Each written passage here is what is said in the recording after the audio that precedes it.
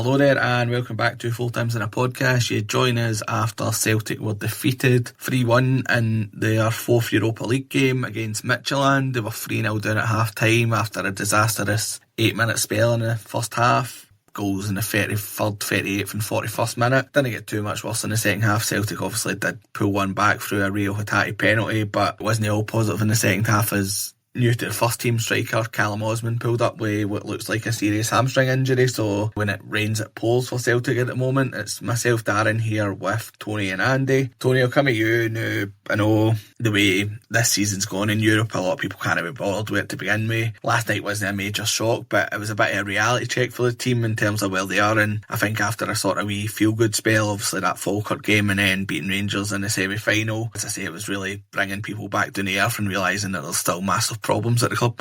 Yeah, back to reality with an almighty bang. Not a shock. I mean, I'll let the listeners into a secret. See if we predict a draw in this podcast. It means we think we're getting beat. We just don't want to say it. Unless we're really fucked off and then we do predict the defeat. I think it was a great example of two polar opposite clubs. You have Midtjylland, who are really into their data analytics, who have a good structure, who I think treat their fans quite well. And then you have Celtic, who are a heap of shite, who don't treat their fans well, who don't have a good structure, don't have particularly good people in any positions at the current moment. And they battled it out in Midtjylland. I thought 3-1 was an excellent result for us because we are garbage. We are very poor. I mean, 3-1, if you'd have told me it would finish 3-1 but it went 3-0, I'd have been delighted with that. I thought really, really good result for the squad that we've assembled because it's poor, it's garbage. And I know we'll probably go on to talk about individual players, but I've said it before, there's no point in me hammering Anthony Ralston or James Forrest or Kenny or Scales. Like, everybody knows they shouldn't be playing for Celtic in Europe, and it's not their fault. This is all down to the structure of the club. And some of the comments last week after we beat Falkirk and beat Rangers, it was all, well, we get rid of the problem, Brendan's gone. And Celtic put out a picture before we flew to Midtjylland and it was a whole squad kind of laughing and joking. And see, reading some of the comments as the Brendan's gone, smiles all round, here we go. I don't think Brendan was the main problem. The main problem is we've got a squad full of absolute shite. And it kind of pains me to say that, but you need to be honest, you need to be truthful. And just because we beat the worst Rangers team I've seen in a long time doesn't mean that everything's rosy and we just need to just forget about protesting. That's just no living in the real world. I mean, if you look back at Dermot Desmond's statement, he basically blamed Rodgers for everything and says it's not the structure that the issue is. I mean, that's terrifying for me. That is absolutely terrifying for me. The guy who seemingly calls the shots for whatever reason doesn't think Celtic structure's a problem. He thinks it's Brendan Rodgers' fault. I mean, even the meeting, the collective were at, I think Belgian tax laws get blamed, the media get blamed, the fans are getting the blame as well. But what's the excuse for Midtjylland? They've won 4 out of 4. I don't see them they don't seem to have any issues, seem to play a nice brand of football. Totally tore us apart. Braga beat us. Don't think they've got many complaints. And it's quite incredible because when you talk about the kind of failures of Celtic and the Champions League failings, you look back to the teams that have knocked us out and you look back at Midtjylland 4.5 years ago and you look at the game there. That was actually us in a really poor position. Squad wasn't funded and wasn't in a good place quick enough as usual, but we gave them a game. 4.5 years later, we've had loads of domestic dominance. We've done really well domestically. And they tear us apart in the Europa League. It just shows that they've improved and we've got worse. And it's this continually getting worse that I don't understand. And I think, Darren, you said to me about their turnover being about 20, 30 million. We've got 77 million in the bank. And another worrying thing for me, and I don't mind saying this, I think your fans are a big worry. There's a section of your fans that are just determined to back this board up, and I don't understand it. There's fans out there, and I've argued with them, who think that we're one of the best run clubs in Europe. And I think that's fucking bonkers. And I think that stems from the fact we've got money in the bank and Rangers went bust. I think there's a correlation there whereby they went bankrupt and we've got all this money, we can't go bankrupt, we'll always have that over them. And I think some of your fans need a reality check. We are not one of the best run clubs in Europe. We are nowhere near it.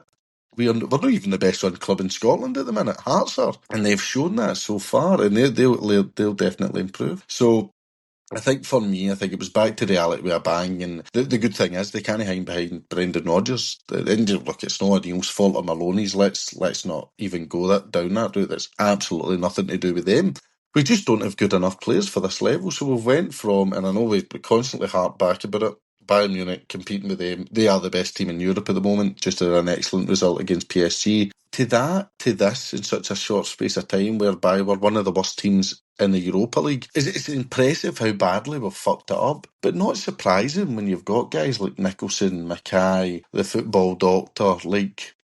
These guys should be nowhere near Celtic, and then you've got Dermot Desmond at the top of it, just saying there's nothing wrong with the structure, and it's a recipe for absolute fucking disaster, and that's what you're getting. The injuries just compound that, and I think... Yeah, I've always made the point that the only club that will decide what happens to Glasgow Celtic is Glasgow Rangers, because your fans are just infatuated by beating them and being better than them. The only club in Europe who have managed to fail and kind of climb down in the same length of time as us in the competition in Europe is Rangers. They've went for a Europa League quarter-final to bottom of the Europa League, and they've spent 30 million in the process. So I think seeing that, I think that gives the fans that back the Boardamo, where they'll go, oh, well, look at Rangers, we're still better than them. And like, really, I just think there's far too many fans look at Rangers as a be-all and end-all, and look, it's great to beat them and whatever else, but they're shite. They are shite. Like, they can't be your benchmark. I've said that 1 billion times. And just because they're worse doesn't mean we shouldn't strive to be better. Like, this should be an all-timer season for us. We should have qualified for the Champions League. We should have a fresh, vibrant squad, and we should have them in even bigger turmoil. But as it stands, we've given Hearts a massive opportunity to win the league. So for me, I thought yesterday was just kind of expected after it goes 2-3-0. Lose 2 goals in a minute. Seen that movie for a long time, and that's been happening for manager after manager. So again, that's a structure problem, that's a club problem, maybe it's a mentality problem. But yeah, look, there's nowhere to hide for this board. The AGM's coming thick and fast. There has to be so many questions asked. I mean, for example, who's lying? Is it Desmond or was it Nicholson when they says there was no issues with the manager? Because somebody's lying there, so that's a big point. I hope that gets asked. Need to ask about this whole thing I think Lobwell says a couple of years ago about reinvesting every penny. Just bullshit, just total lies. But I just don't really know where we're going, and it's just, you look at these other clubs, Midtjylland. I think even as an example, Karabag, I think, have 7 points out of 12 in the Champions League. Another team we put out a qualifier we won, fucking hell. And then you look at them, they're managing to get it right, and I think they've only got a stadium of 5,000. That was for flash scores. I think Paphos are in the Champions League, stadium of 9,000, and they've got 5 points out of 12. Like, I think there's an argument we're falling behind in Europe. I think we're getting fucking lapped by teams and clubs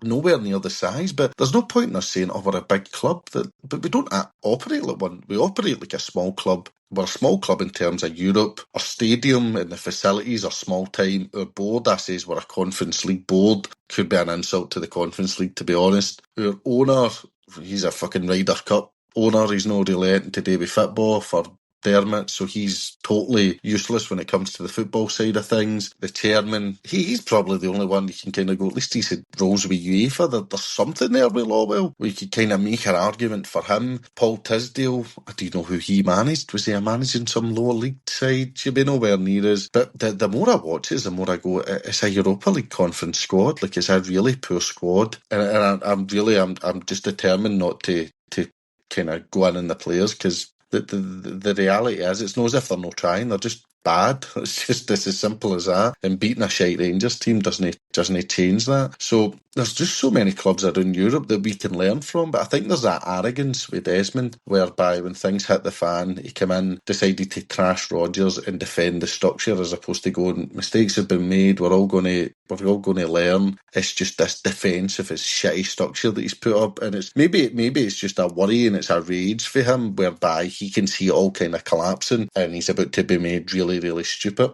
But I just watching us in Europe's a fucking waste of time. For me, I hope the collective just say boycott the next 2 Europa League games. It's done, totally done. I just hope nobody turns up, sends a message to the board. In terms of domestically, with these injuries, I think we could be in big trouble as well. But it's just football. One result just changes perspective. I think I was looking at kind of the idea of catching Hearts, but with Osmond and Engels now looking as if they're out, managerial wise as well, I would actually just stick with O'Neill and Maloney. I said this to you earlier on. I don't want a new manager coming in and having to manage this squad. I don't think you would get a bounce. I think you would get the same bounce Danny Rose had, which is bouncing your head off a wall. I don't think we're good enough. The fact that a new manager would need to come in and play guys like Ralston, that's just, I don't care who it is, if it's Knutson or if it's Hayden or Klopp, Guardiola, doesn't matter. You're not getting a better tune out of these players. They're just not good enough. So for me, I think they should probably just stick with O'Neill and Maloney. I think they've fucked it that much with the squad that there's absolutely no point in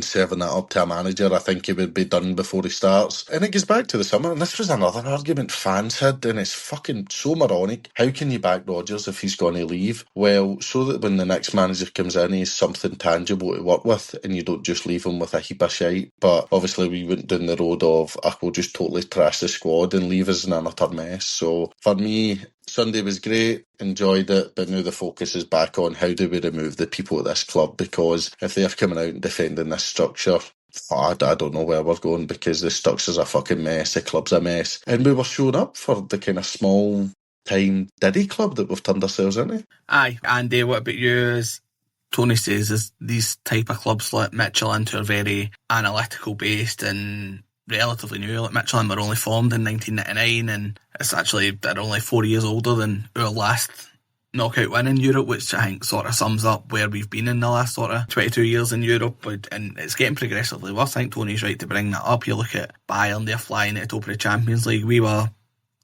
seconds away from taking them to extra time, and now we're sitting 27th in the Europa League, which is an embarrassment if you ask me. You like Tony, were surprised at what happened last night, and it was a case of we're just getting really outdone by all these clubs who are forward thinking while we're stuck with dinosaurs running us. Aye, I mean, I think you're right. It's just the way the club's running. I don't think that should come as a surprise to anybody. I think, like, as Tony says, we don't really like predicting draws or losses on here, so we try and be as positive as possible. But I wasn't shocked with that result. I was glad that they stopped at 3. If I said this to you earlier, if they had to score 5 or 6, they would have scored 5 or 6. It's really as simple as that. I just don't have any faith in the players that are there. And I'm with Tony now. Like, listen, I've trashed Scales and Kenny and fucking Ralston and the rest of them for long enough, even Tierney. Like, I've done it all long enough, and it's not their fault at this stage. It's negligence. It's an intentional dismantling of Rodgers' squad, to be honest with you. And it happens time and time again. Like, and we'll have this discussion earlier on between us, and we were talking about new managers and who should come in and blah blah blah blah blah. But the reality is, doesn't matter who it is, because even if they get a bounce and say it's Knutson that comes in, signs a couple of boys from Norway and has a wee bounce and he does really well, gets to the end of the season, like, see, whenever he decides to leave, we'll be in this position again. The same thing will happen, because it's a structural problem. It's a problem for the very top. It's a problem in recruitment. It's a problem with the people that run the club. It's no the manager. It's no the guys fucking out scouting, watching games and all the rest of it. It's the people at the very top, and that's where the problems stem from. And it's the same fucking issues on the park, off the park. The problems run much deeper than that.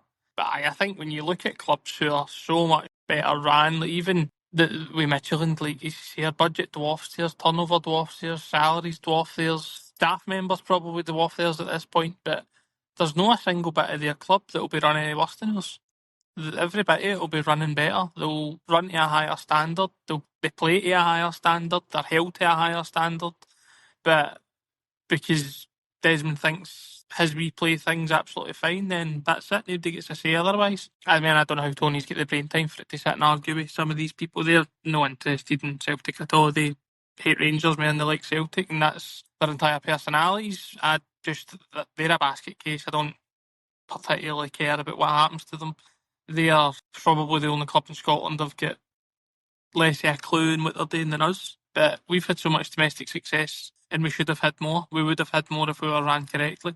I just don't think it's an argument. I think many people have come out and said it already, but anything today with us at the minute should be compared to clubs of a similar standing in Europe, and we are by far and away the worst performing of the lot. Anytime we take a single step forward, it's 15 steps back, and it's it's intentional at this point. It almost feels like the board don't want to go any further, yet they're quite happily to fuck the prices up at every and any opportunity, almost as if. Because I could forgive that if we were performing, if we were spending money, if we were going out and trying to improve things and make things better. I could almost forgive that, and I could potentially make an argument for it. But when you are systematically dismantling a squad every single time there's any form of progress, and you're not putting the plans in place for when a manager leaves, like we said it when Ange came in, like, it doesn't matter, because if the structure's not there when you take that cog out, the whole mechanics fail, and that's what's going to happen again. Rodgers gone, we're now scrambling about looking for somebody else. We'll employ them alone, and then the rest of it will just fucking fail, and we'll be back here again with some ex-fucking player in temporarily. We'll promote more ex-fucking players to the reserves managers and to head of fucking whatever department they want, just take a pick and choose, and we'll have the same fucking problems. Like, it doesn't matter what happens, it's the problems stem from the top. Until they're removed, we're just going to be in this cycle of continually making a wee bit of progress, making an arse of it, and getting back to square one. And last night was just a reality check for some people. People started to gaslight themselves as if, Rodgers was the problem. Look how good we're playing and all that. We beat a fucking basket case at a Rangers team who are utter drivel. They always have been, and they'll continue to be. And we beat Falkirk. Like, if you really believed watching that we turned any sort of corner, then I'm sorry, football's just no for you at this stage. We got what we deserved last night, and even daft things like some of the comments I've seen about Osmond, people just totally believing that he's Moussa Dembele just because we signed him for Fulham and he's worked really hard on the pitch. He looks okay, but already you've seen the pressure ramped at this wee guy's shoulders, just the shite that people are coming away with, just determined to believe that Rodgers was the problem and that all things are now rosy in the garden. It's just fucking nonsense. But I think I don't know how many times we'll be on here having the same discussions about the same people and the same charlatans at the top of the club. Like, until they're removed, it's the same problems, and that's the way things will continue. And until people really start to get on board with what people are trying to achieve with their removal, ultimately it's for the good of the club. People wouldn't be doing this. People wouldn't be taking time out of their lives, and like, everybody involved in there has got a full-time job. Everybody in there is working and spending their own time trying to do what's best for the club and get the club to a place where we all know it can get to. Trying to mimic the success teams our size are having in Europe. Trying to win a fucking knockout game in Europe. Trying to get somewhere, even in Europa League. People screamed about it for long enough. We should be in there. We would have a good chance. And now it's shown for exactly what fucking bullshit that was. I'm no surprised, darling. Watching it, I just wanted it to stop. Honestly, I wish I could have turned it off, but I would always watch it to the end just to see what happens. And at 3-0, I just wish the ref would have blown the whistle, because, as I say, if they wanted to score 5, 6, 7, they would have probably just took fucking sympathy on us at that stage. It was a tough watch, and the second half wasn't really anything to write home about. As you say, they probably stepped their foot off the gas, and I don't really blame them. I mean, they're sitting top of the Europa League. They're happy with their win, and I'm not going to cover the game too much, because this is exactly what we predicted would happen. This is why I didn't buy my Europa League package, because the board failed to prepare for Europe this season, and so for me, Europe's a bit of a write-off this season. Even if we somehow qualify, I don't think we will with the games we've got left, and it's Feyenoord, Bologna, Utrecht, and like, with these sort of games, I don't know where we're going to pick up the points. And even if we do, we'll probably get to a playoff and then get put out by the first team that we play, just because, as I say, we're a bit of an embarrassment. Not a bit of an embarrassment, we're a major embarrassment, and it's because of people like Dermot Desmond at the helm who think there's nothing wrong with the way we're going. For any highlights we've had in Europe over the last 20 years, it's been doing it individual brilliance from like players like Nakamura, or even like last season with Dyson and whoever having great games, that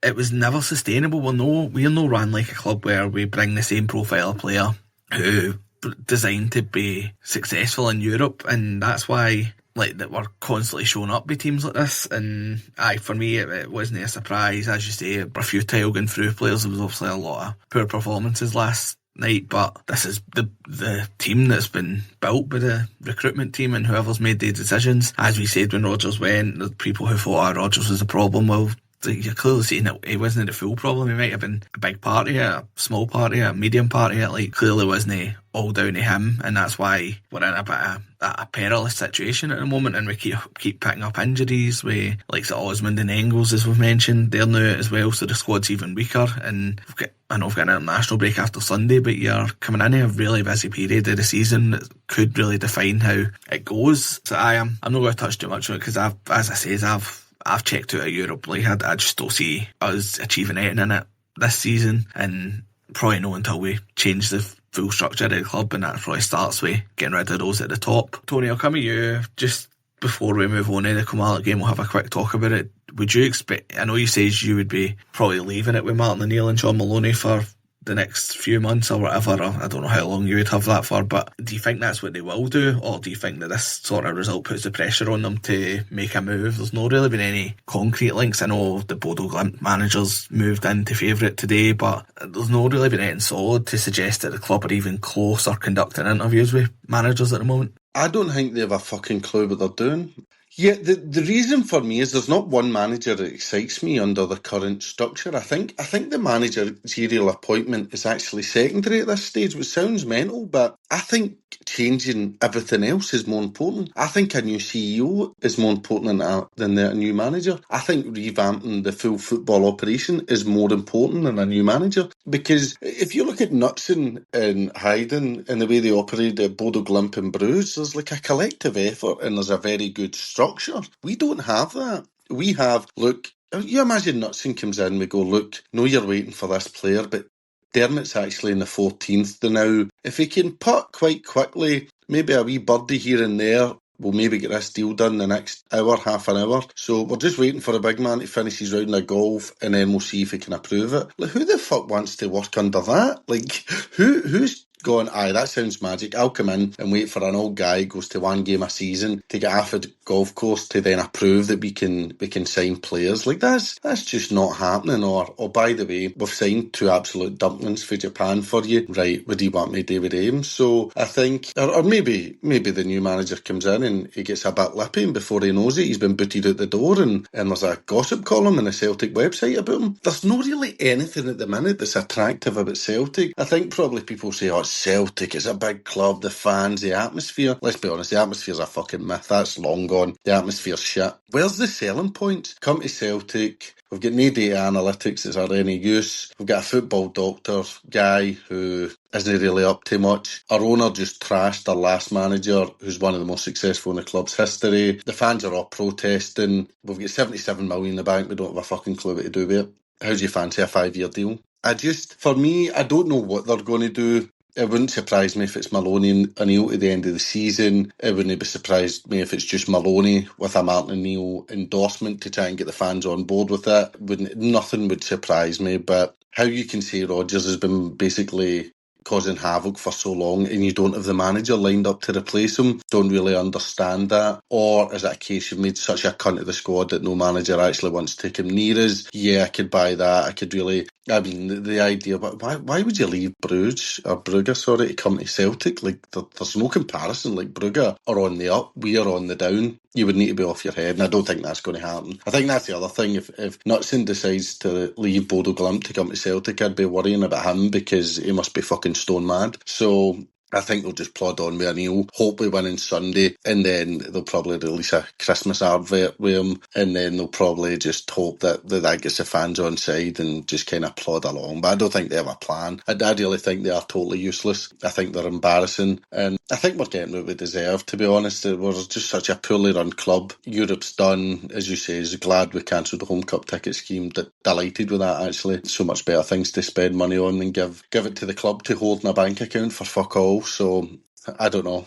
But I just don't think it matters. I think that if a new manager comes in just now, he's doomed to fail because of the setup. So I think it'll end up being an appointment that nobody really wants. I don't see a proper good manager coming in to work under these people. It just doesn't make sense to me. Aye, definitely, and I think, as I mentioned earlier in the week, we'll do a wee episode next week looking at the managerial candidates and how we think it'll maybe play out. But Andy, we'll quickly move on to the Kilmarnock game on Sunday. It's another crucial game. We can't really afford to fall any further behind. Hearts, I know we did cut the gap to 6, but obviously they've played since. They had sort of played a game more than us. They're currently 9 points clear. They're at home to Dundee United on Sunday, so it'll be a tough game for them, but a chance for us to possibly, well, no, possibly we need to win. It's despite all the mess that's around us. As I say, we can't really afford to fall much further behind what you expecting from it. Obviously, I'd expect Engels to probably miss it. Osman definitely will. Who would you be looking to bring in? Obviously, the last game that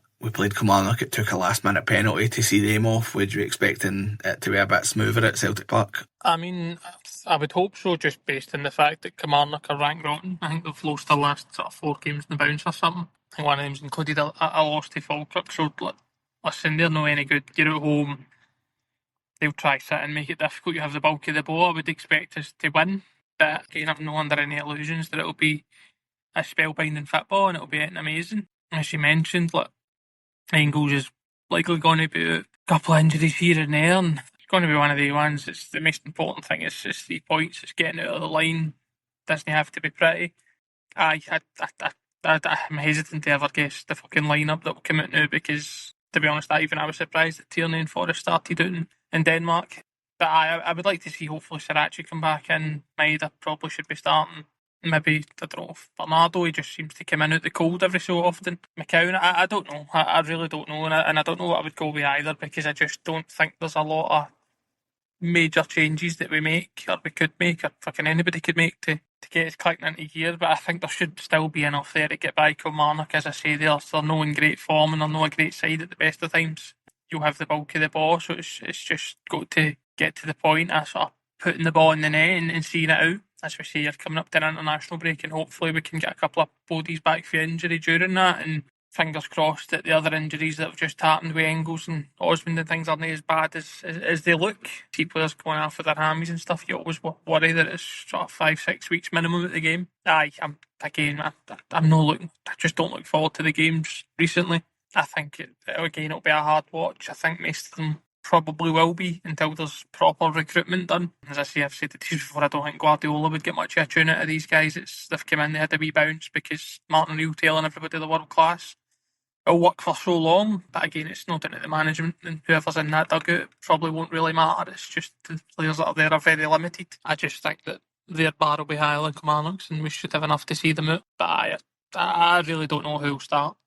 Dan, I think it's getting pretty hard to predict, to be honest. It's a tough one to try and predict. As you say, we don't know how far away any players are returning from injury. I think Alistair Johnston, Ian Acho probably only too far away, so it'd be 2 that you would welcome back. For me, I'd probably go with Sriracha as well. I think he's been playing well, and Tierney's been okay, but I think you've got to sort of manage his game still. I think Kittai will probably come back in the midfield for Engels, and then up top it's probably going to be the same front three, apart from maybe Forrest dropping it for Maeda. I think it should be pretty comfortable. I think Kilmarnock have lost 4 in the bounce, so they're not going to have much confidence about them, and I get that we're in a state, but if we sort of go about it the way we played against Falkirk, I wouldn't expect us to have too many problems on Sunday. I know we kick off an hour behind the other 3 games that are on. They are 3 o'clock kick-offs and we're 4 o'clock, so you never know if Dundee United are winning or drawing, then it might give the crowd a bit of a lift and gives the players that wee bit more, try and reduce the gap before the international break. I know